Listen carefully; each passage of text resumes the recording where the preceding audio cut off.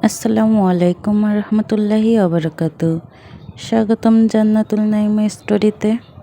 আগের পর্বে আমরা জেনেছিলাম মানুষ যখন মূর্তিকে বিশ্বাস করতে লাগলো, তার উপাসনা শুরু করলো, বিভিন্ন পাপ শিরকে লিপ্ত হলো, তখন আল্লাহ নূহ আলাইহিস সালামকে পাঠিয়েছিলেন তাদেরকে ঈমানের পথে আনতে।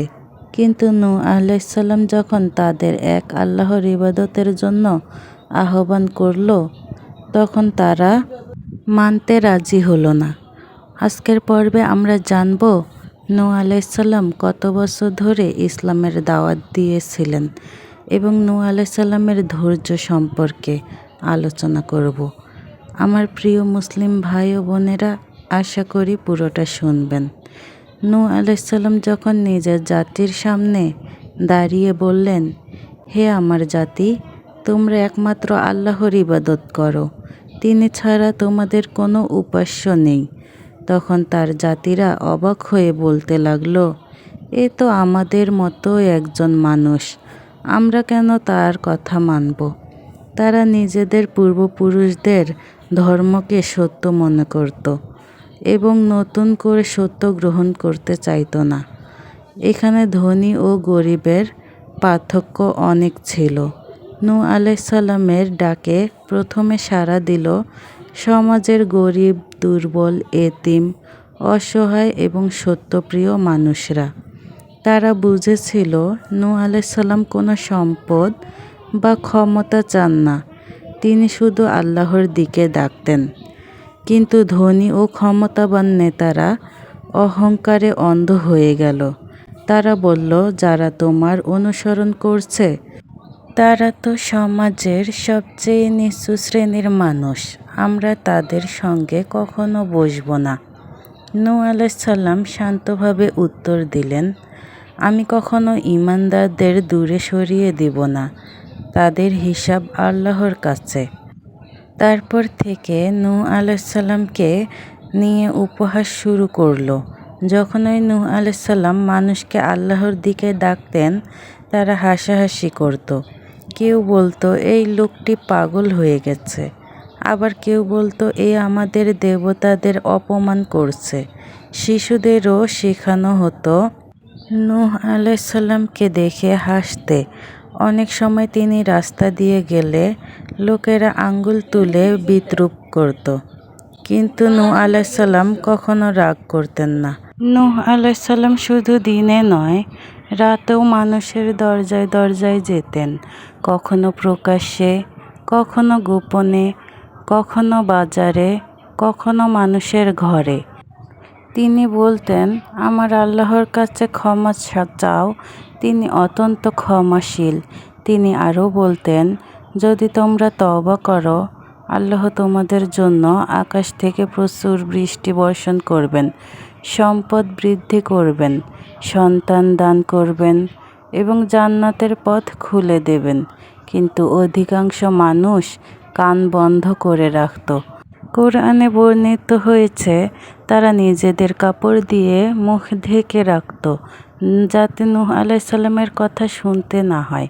কেউ কেউ দুই কানে আঙ্গুল দিয়ে বলতো, আমরা কিছুই শুনব না। তারা নিজেদের অহংকার আরও কঠিন হয়ে উঠল। আরও শয়তান তাদের কুমন্ত্রণা দিতে থাকল। শয়তান তাদের বলল, তোমাদের পূর্বপুরুষদের দেবতাদের ছেড়ে দিও না। তখন তারা একে অপরকে উৎসাহিত দিতে লাগল, আমাদের পূর্বপুরুষদের বানানো মূর্তি ওয়াদ, সুয়া, ইয়াগুস, ইয়াউক ও নাসর, এই দেবতাদের কখনো ছেড়ে দিও না। এভাবে শিরক আরও ছড়িয়ে পড়ল। অল্প সংখ্যক মানুষ শুধু ঈমানদার হয়েছে। বছরের পর বছর কেটে গেল।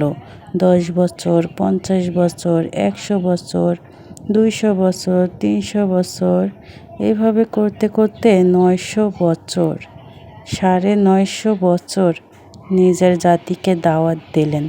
কিন্তু এত দীর্ঘ সময়ে খুব অল্প সংখ্যক মানুষই ঈমান গ্রহণ করল। শত শত বছর, এটাই ছিল তার ধৈর্যের সর্বোচ্চ পরীক্ষা। নূহ আলাইসাল্লাম ধৈর্য ভাবুন, একদিন নয়, 1 মাস নয়, 1 বছর নয়, শত শত বছর মানুষ একইভাবে অপমান করছে। তবুও তিনি হাল ছাড়লেন না। তিনি জানতেন একজন মানুষও যদি আল্লাহর পথে ফিরে আসে, সেটাই বিশাল সফলতা। সমাজের প্রভাবশালীদের নেতারা একত্রিত হয়ে বলল, যদি নূহের কথা মানুষ শুনতে থাকে তাহলে আমাদের ক্ষমতা শেষ হয়ে যাবে। তারা মানুষের মধ্যে গুজব ছড়াতে লাগলো। কেউ বলল নূহ জাদুকর, কেউ বলল নূহ মিথ্যাবাদী, কেউ বলল নূহ পাগল। তারা চেয়েছিল মানুষ যেন সত্য থেকে দূরে থাকে। নূহ আলাইসাল্লাম দেখলেন নিজের জাতি ধ্বংসের দিকে যাচ্ছে। তিনি তাদের জন্য কাঁদতেন, বারবার আল্লাহর দিকে ফিরে দোয়া করতেন, হে আল্লাহ, আমার জাতিকে ক্ষমা করুন, তারা জানে না তারা কি করছে। কিন্তু অধিকাংশ মানুষ আরও অবাধ্য হয়ে উঠল। অবশেষে আল্লাহ নূহ আলাইসাল্লামকে জানিয়ে দিলেন, এখন আর নতুন কেউ ঈমান আনবে না, শুধু যারা ইতিমধ্যে ঈমান এনেছে তারাই থাকবে। এই কথা শুনে নূহ আলাইসাল্লাম বুঝলেন তার জাতি নিজেরাই নিজেদের ধ্বংস ডেকে এনেছে। এরপর শুরু হবে ইতিহাসের সবচেয়ে ভয়াবহ ঘটনার প্রস্তুতি।